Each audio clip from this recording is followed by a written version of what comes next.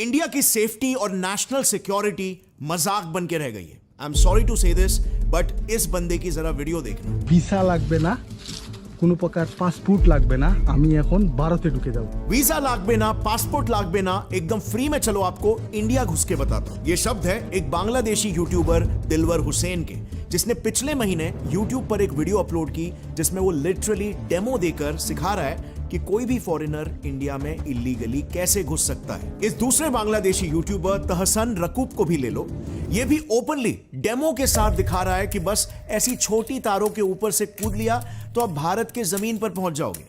এখন হচ্ছে অলরেডি ইন্ডিয়াতে আসছি, এটা হচ্ছে কাটাতার ছিল। और फिर आगे छोटा सा जंगल पार करना है जहां कोई बीएसएफ का पोस्ट भी नहीं है, मतलब गारंटी है कि आपको कोई पकड़ेगा भी नहीं। लोकल्स भी तारों के ऊपर से आए लोगों को देखकर अनदेखा कर देते हैं और इंडिया आकर आपको इजीली एक इंडियन बाइक रेंट पर भी मिल जाएगी। তো এখন হচ্ছে একটু ইন্ডিয়ান বাইক চালাবো। एक ऐसा वीडियो जो क्लियरली एक क्रिमिनल एक्टिविटी, एक इलीगल एक्टिविटी को प्रमोट कर रहा है, उस वीडियो को YouTube पर अपलोड होकर 1 साल हो चुके हैं, उस पर 1.1 मिलियन व्यूज तक आ चुके हैं, लेकिन अब तक इस पर इंडियन अथॉरिटीज ने क्या किया? No action at all. So आखिर क्यों अब तक हमने इस पर कोई भी एक्शन नहीं लिया? और अगर आपको लग रहा है कि ये प्रॉब्लम तो मेजरली बंगाल में ही हो रही रहेगी, मुझे इससे क्या है, तो ऐसा बिल्कुल भी नहीं है। ये आज बंगाल से देश के हर राज्य में फैल चुका है। महाराष्ट्र, उत्तराखंड, झारखंड, यहां तक कि नॉर्थ ईस्टर्न स्टेट्स में भी इनके फैलने के आपको कई सारे केसेस मिल जाएंगे। हमारे फाइनेंस कैपिटल मुंबई का ये हाल है। यहाँ पर हाल ही में 200 फर्जी आधार कार्ड फेंके हुए पकड़े गए थे। और सेम देश की राजधानी दिल्ली का भी यही हाल है। ये वीडियो है दिल्ली के शाहीन बाग एरिया का, जहां पर इस यूट्यूबर ने बस सिर्फ 5 मिनट तक रैंडमली कम से कम 20 लोगों से पूछा कि वो कौन से देश से हैं, और सभी ने बस एक ही जवाब दिया, बांग्लादेश से। शाहीन बाग में आप? हाँ। आप कहाँ से? बांग्लादेश से। आप? बांग्लादेश से। आप कहाँ से? बांग्लादेश। कहाँ से आए हैं? बांग्लादेश से आए हुए हैं। सरकार आप कहाँ से आए हुए हैं? बांग्लादेश। ये area completely illegal Bangladeshi immigrants द्वारा डोमिनेटेड है, और इसीलिए आज वहां पर उनके गट्स इतने बढ़ चुके हैं कि वो सीधे इंडियन अथॉरिटीज को ही धमकी दे देते हैं। सरकार अगर आना चाहे तो नहीं आ सकता। शाहीन बाग का नाम सुना आपने? एक बार बोला अपने मुझे शाहीन बाग, और फिर फील करना कि शाहीन बाग है इसका नाम। इधर आने के लिए बहुत बड़ा जिगरा चाहिए, समझ रहे हो ना? एक सैड फैक्ट फ्रेंड्स ये है कि इंडिया आज एक तरह से crime capital of the world बनते जा रहा है, लेकिन एनसीआरबी की ऑफिशियल डेटा के मुताबिक क्राइम बाय फॉरेनर्स में बांग्लादेशी का नंबर सबसे हाईएस्ट है। टेररिज्म में भी इनका नंबर हाईएस्ट है। लेकिन क्या ये सारी रिपोर्ट्स आपके सामने आने दी जाती है? उल्टा अब इस पर ममता दीदी का स्टेटमेंट सुन लो। যদি বাংলায় দরজা খটখটানি করে আমরা তাদের আশ্রয় নিশ্চয়ই দেব।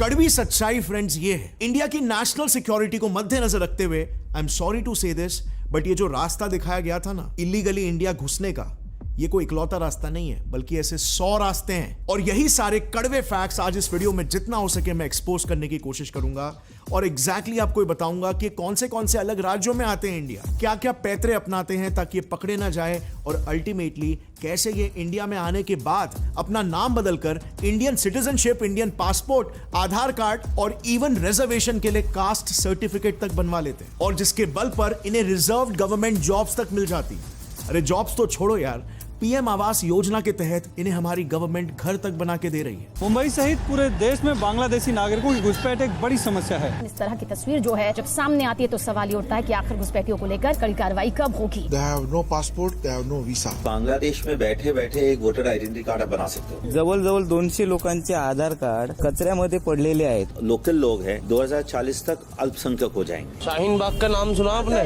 एक बार बोला अपने मुझे शाहीन बाग। आने के लिए बहुत बड़ा जिगरा चाहिए। Mamata Banerjee, who on the wake of the protest in Bangladesh says that the doors are open in Bengal for the refugees coming from Bangladesh. वही ममता बनर्जी 13 साल पहले बांग्लादेशी घुसपैठ के मुद्दे पर लोकसभा से इस्तीफा तक दे चुकी हैं। बांग्लादेश से आने वाले घुसपैठिए हिंदुस्तान के लिए संकट हैं। दिलवर हुसैन और तहसान रकूब ये दोनों भी इंडिया मेघालय के रूट से घुसे थे, जहां पर बेसिकली ये इलीगल इमिग्रेंट्स करीमगंज से मेघालय के बॉर्डर के थ्रू इंडिया आते हैं, फिर वहां से तुरंत आसाम, त्रिपुरा और नागालैंड चले जाते हैं, एंड फाइनली कोलकाता पहुंचकर फेक डॉक्यूमेंट्स एक्रू करके वो वहां पर हमेशा नहीं रहते, बल्कि तुरंत दिल्ली या किसी साउथ इंडियन स्टेट में जाकर सेटल हो जाते हैं।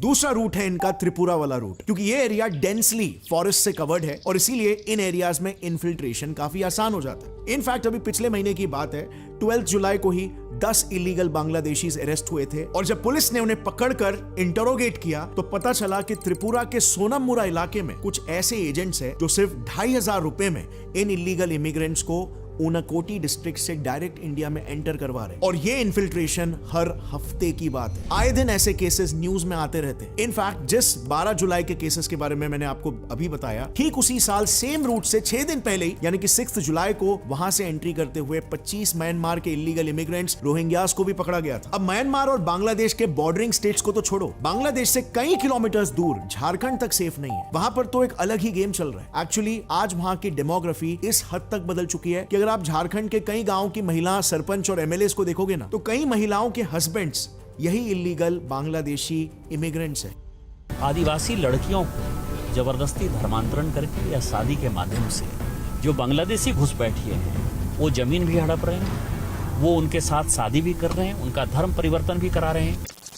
वहां पर क्या होता है कि गवर्नमेंट ने कुछ सीट्स रिजर्व करके रखे हैं ट्राइबल औरतों के लिए, तो इसी का फायदा उठाते हुए ये लोग वहां के लोकल आदिवासी महिलाओं से शादी कर लेते हैं और फिर जब वो औरत लोकसभा या पंचायती इलेक्शंस जीत जाती है तो इनडायरेक्टली उनके इलीगल इमिग्रेंट पति ही उस एरिया को रूल करते हैं, वहां की पॉलिटिक्स को डिक्टेट करते हैं। आज क्या हो रहा है, बांग्लादेश का घुसपैठ हमारे यहाँ लगातार बढ़ रहा है। जो आदिवासी महिलाएं हैं उनके साथ बांग्लादेशी घुसपैठिए शादी कर रही है। हिंदू और मुसलमान का सवाल नहीं है। हमारे यहाँ जो लोकसभा का चुनाव लड़ती है महिला, आदिवासी कोटे से लड़ती हैं, उनके पति मुसलमान हैं। खुद झारखंड के एमपी निशिकांत दुबे जी ने पार्लियामेंट में ये बताया कि उनके यहाँ पर इलीगल माइग्रेशंस का नंबर लगातार बढ़ रहा है। सेम स्टेटमेंट था झारखंड के फर्स्ट सीएम बाबूलाल मरांडी जी का। उन्होंने तो इलेक्शन कमीशन से ही ये कंप्लेन कर दी थी कि झारखंड में कई एरियाज ऐसे हैं जहां पर इन्हीं इमिग्रेंट्स के फेक वोटर्स की संख्या 20% से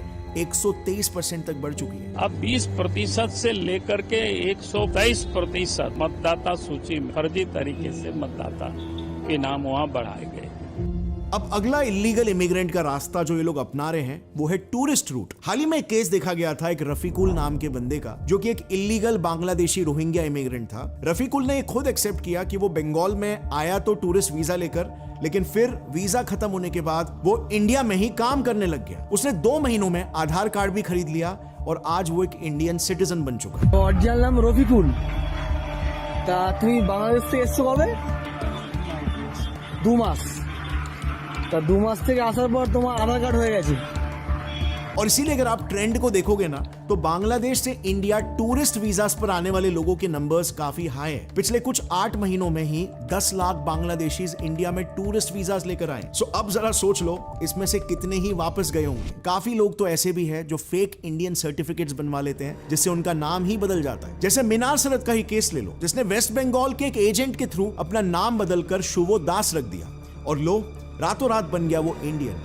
किसी को उसका नाम देखकर एक डाउट नहीं आएगा कि वो बांग्लादेशी इमिग्रेंट है। अब नेक्स्ट बात करते हैं नेपाल रूट की। यहां से तो लोग महाकाली रिवर, जो कि इंडिया और नेपाल की नेशनल बॉर्डर का काम करती है, उस पे ये इलीगल इमिग्रेंट्स मस्त एकदम एडवेंचर स्पोर्ट्स खेलकर इंडिया आ रहे हैं। नदी के दोनों एजेस पे ये लोग रोपवे बना के आ जाते हैं, जिसको वहां पर लोकल लैंग्वेज में ट्विन कहा जाता है। फिर नेपाल से आने वाला एक दूसरा रूट भी था जिसके बारे में किसी को नहीं पता था।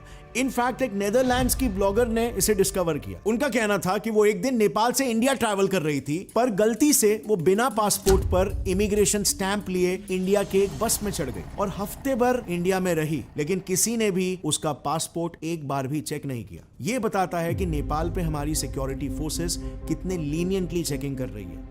कोई भी बिंदास मुंह उठा के बस पकड़ के अंदर आ सकता है, और ये बात हम इंडियंस को पता तक नहीं है। इनफैक्ट हमें एक फॉरेनर आके बता रही है। But what's happening is that amongst these Nepali Muslims you also have Rohingyas and Bangladeshis. Now just imagine, ये इतने सारे रूट्स जो मैंने बताए ये तो अब तक हमें पता है, पब्लिकली अवेलेबल है। ना जाने और कितने ही लूपहोल्स होंगे हमारी बॉर्डर सिक्योरिटी में, जिसका इस्तेमाल करके ये लोग हजारों की तादाद में इंडिया आ रहे हैं और हमारे देश की पूरी डेमोग्राफी को ही चेंज कर रहे हैं। देश के पॉलिटिक्स को ही चेंज कर रहे हैं। और सबसे इंपॉर्टेंट बात, ये लोग इंडियंस का हक भी तो छीन रहे हैं। इसमें इंडिया में रहने वाले हिंदूस, मुस्लिम्स, क्रिश्चियन, सिख्स सब शामिल है। सबको ये चीज भुगतनी पड़ रही। कई सारे इलीगल इमिग्रेंट्स का एजुकेशन, जॉब और घर तक हमारे टैक्सेस के पैसों से फंड हो रहा है। I mean just think about it. आज इंडिया में कंडीशन ऐसी है कि एक आम इंसान को 22 से 25 साल तक रगड़ने के बाद तो बड़ी मुश्किल से एक नौकरी लगती है। उसमें भी गवर्नमेंट नौकरी तो भूल ही जाओ। सैलरी से भी 15 से 20% पैसा तो गवर्नमेंट ही ले लेती है। फिर सारी जिंदगी मेहनत से, ईमानदारी से पैसे कमाने के बाद बड़ी मुश्किल से 40 से 50 साल में कहीं जाकर एक घर खरीदने के काबिल बन पाता है वो। लेकिन वहीं पर दूसरी तरफ ये इलीगल इमिग्रेंट्स, ऐसे कितने केसेस आपको मिल जाएंगे जहां पर पीएम अटल आवास योजना के तहत इन इलीगल इमिग्रेंट्स को घर मिल चुका है। कितने तो रास्तों पे, बस स्टॉप्स में, रेलवे की पटरियों में तक अपना घर बसा लेते हैं और फिर कुछ महीने वहीं पर रहने के बाद बोलने लगते हैं कि अब ये जमीन हमारी है। और फिर सुप्रीम कोर्ट का ये वर्डिक्ट आता है कि गवर्नमेंट को इनको घर बना के देना पड़ेगा। उत्तराखंड के हल्द्वानी में भी तो यही हुआ ना। कोर्ट के एक वर्डिक्ट ने 4000 इलीगल एंक्रोचर्स के परिवारों को रेलवे की जमीन दान कर दी। और फिर जॉब्स, आज हम कहते हैं कि अनएम्प्लॉयमेंट पीक पर है, इंडियन यूथ के पास जॉब्स नहीं है। लेकिन अनफॉर्चुनेटली गवर्नमेंट जॉब्स में भी SC ST के लिए जो सीट्स रिजर्व रहती है, उनमें भी ये इलीगल इमिग्रेंट्स अपने फेक कास्ट डॉक्यूमेंट्स दिखाकर वो रिजर्व जॉब्स तक ले रहे। अब अगर गवर्नमेंट जॉब्स में ये हाल है तो सोचो प्राइवेट में क्या हो रहा हो। 22 अप्रैल को असम में पकड़े गए इलीगल इमिग्रेंट से ये पता चला कि वो चेन्नई में एक प्राइवेट जॉब के ज्वाइनिंग के लिए जा रहे थे। और सबसे बड़ा कंसर्न तो ये है कि this is a very serious security threat for India. India में आतंक फैलाने में, दंगा भड़काने में और क्राइम्स करने में भी इलीगल इमिग्रेंट्स का नंबर सबसे आगे है। 2018 में पुणे ATS ने 5 इलीगल बांग्लादेशी इमिग्रेंट्स को अरेस्ट किया क्योंकि ये लोग टेरर ऑर्गेनाइजेशन अल-कायदा के लिए इंडिया में टेरर ऑपरेशंस कंडक्ट कर रहे थे।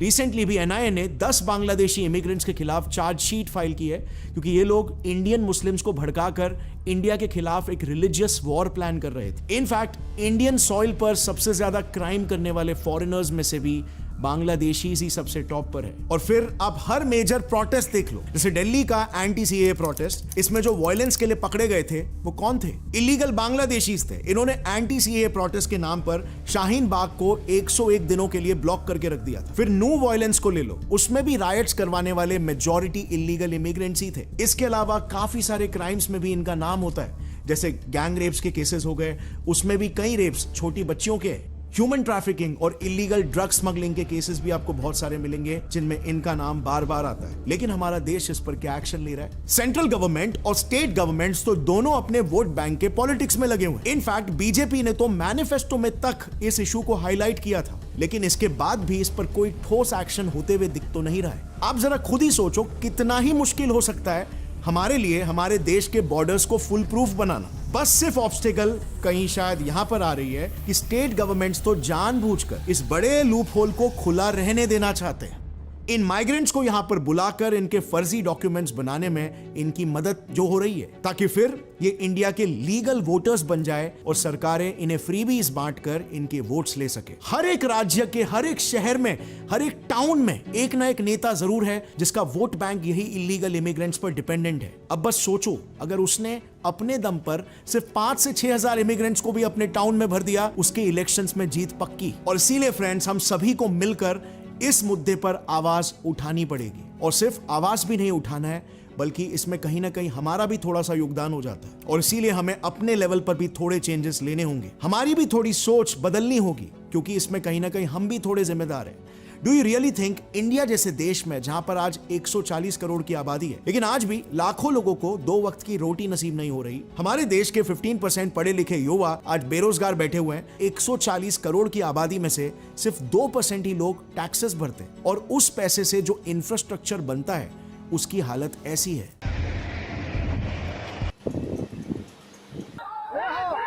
हर दूसरे दिन रिपोर्ट्स आ रहे हैं कि शहरों में पानी की किल्लत है। सिर्फ दिन में 2 घंटे ही बिजली आती है, और गवर्नमेंट हॉस्पिटल्स में इलाज कराना है तो इतनी बड़ी लाइन लगती है कि पेशेंट का नंबर आने से पहले ही उसकी जान चली जाती है। सो सबसे पहले तो आप खुद ये सोचो, क्या हम इंडियंस, इंडिया देश किसी दूसरे देश का बोझ उठाना अफोर्ड कर सकता है? इंडिया के जितने भी रिसोर्सेस है उस पर सबसे पहला हक हमेशा इंडियंस का ही होना चाहिए। लेकिन आपने कई बार ये देखा होगा, क्योंकि इमिग्रेंट्स अक्सर कम पैसों में काम करने के लिए भी तैयार हो जाते हैं और इसीलिए हम खुद भी तो 2 पैसा बचाने की लालच में इंडिया के किसी लोकल को नहीं बल्कि इन्हें जॉब्स दे देते हैं। फिर इन्हें इंडिया में घुसने के लिए भी तो मदद हम इंडियंस ही कर रहे हैं। हम में से ही कुछ लोग 2 पैसा कमाने की लालच में इनके फर्जी आधार और रिजर्वेशन सर्टिफिकेट्स बनवाकर इन्हें जॉब्स घर दिला देते हैं। मतलब एज इंडियंस क्या हमारी ये रिस्पॉन्सिबिलिटी हमारे देश के प्रति नहीं है? यार सिर्फ 1000 से 2000 रुपए में लोग अपने देश को बेच दे रहे हैं। और ऐसा बिल्कुल भी मत समझना कि मेरा ये वीडियो बनाने का मकसद ये बोलना है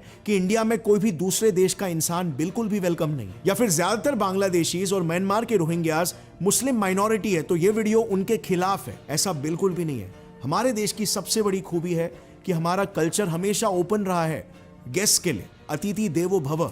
हर एक फॉरेनर, चाहे वो नेपाली हो, बांग्लादेशी हो या इवन पाकिस्तानी क्यों ना हो, वो वेलकम है अगर वो लीगल सिस्टम को फॉलो करके इंडिया आता है तो यहाँ पर उसका स्वागत है। लेकिन अगर आप इलीगली आ रहे हो, देश के संविधान की इज्जत नहीं कर रहे हो, इस देश के लोगों का हक छीन रहे हो और जो देश आपको पनाह दे रहा है उसी देश के खिलाफ साजिशें कर रहे हो, यहाँ पर दंगे भड़का रहे हो, आतंक फैला रहे हो, तो मेरे हिसाब से हर एक भारतीय का फर्ज होना चाहिए, फिर चाहे हिंदू हो, मुस्लिम हो, क्रिश्चियन हो, सिख, नो मैटर आपकी आइडियोलॉजी क्या है या आपका रिलीजन क्या है, क्योंकि अंत में ये इलीगल इमिग्रेंट्स इंडिया के वो रिसोर्सेज को यूज कर रहे हैं, वो अपॉर्चुनिटीज छीन रहे हैं जिस पर हक किसी दूसरे इंडियन का है, और फिर चाहे वो कोई भी धर्म का ही क्यों ना हो। और इसीलिए फ्रेंड्स, क्योंकि ये मुद्दा इतना इंपॉर्टेंट है, हमें इसे ट्विटर पर उठाना होगा। मैं ट्विटर पर भी इस वीडियो को अपलोड करूंगा। उस पर जितना हो सके हमारी अथॉरिटीज को टैग करना, रीट्वीट करना, जो भी आपको लगे ये प्रॉब्लम को आइडेंटिफाई करके फिक्स कर सकता है। दिस इज द टाइम जब हम सबको इंडियंस बनकर एक साथ आना होगा और इस मुद्दे पर अपनी आवाज उठानी होगी,